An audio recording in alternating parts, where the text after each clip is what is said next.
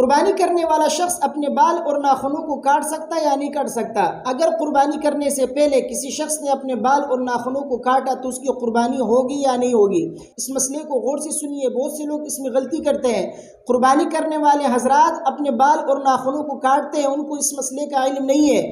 دیکھیے،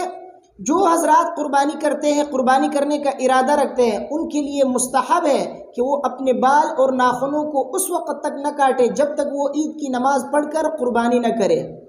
جب وہ عید کی نماز پڑھ لے اور قربانی کرے، اس کے بعد جو ہے پھر وہ اپنے بال اور ناخنوں کو کاٹ سکتا ہے۔ اسی طریقے سے جسم کے کسی بھی حصے کی کھال کو وہ کاٹ سکتا ہے، اس سے پہلے نہ کاٹے، مستحب ہے۔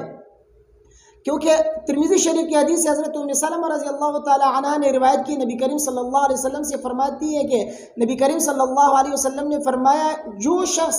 ذی الحج کا چاند دیکھے اور قربانی کا ارادہ رکھتا ہو تو وہ اپنے بال اور ناخنوں کو نہ کاٹے۔ تو علماء کرام فرماتے ہیں کہ مستحب ہے ان حضرات کے لیے جو حضرات قربانی کا ارادہ رکھتے ہیں، جب وہ ذی الحج کا چاند دیکھے، یعنی ذی الحج کے پہلے تاریخ سے 10 ذی الحج تک، عید کی نماز پڑھنے تک اور قربانی کرنے تک، وہ اپنے بال اور ناخنوں کو نہ کاٹے۔ مستحب ہے ان کے لیے کہ وہ اپنے بال اور ناخنوں کو نہ کاٹے۔ اور یہ ممانعت کیوں ہے؟ حجاج کی مشابہت کی وجہ سے، کیونکہ حاجی لوگ جب حج کے لیے جاتے ہیں تو وہ اپنے بال اور ناخنوں کو نہیں کاٹتے، ان کے لیے کاٹنا منع ہے۔ تو اسی طریقے سے جو لوگ حج کے لیے نہیں گئے اور قربانی کا ارادہ رکھتے ہیں تو وہ حجاج کی مشابہت کی وجہ سے پہلے ذی الحج سے لے کر 10 ذی الحج تک، یعنی قربانی کرنے تک، جب وہ اپنے بال اور ناخنوں کو نہیں کاٹیں گے تو انشاءاللہ ان کو بھی ثواب ملے گا۔ جس طرح اللہ تبارک و تعالیٰ کی رحمتیں حجاج کے اوپر برستی ہیں تو ان کے اوپر برسے گی، اللہ تبارک و تعالیٰ ان کو بھی ثواب عطا کریں گے۔ تو کوشش کریں جو حضرات قربانی کا ارادہ رکھتے ہیں وہ ذی الحج سے پہلے اپنے آپ کو صاف کرے، اپنے بالوں کو کاٹے، زیر ناف بالوں کو کاٹے، اپنے آپ کو صاف کرے، بالکل فارغ کرے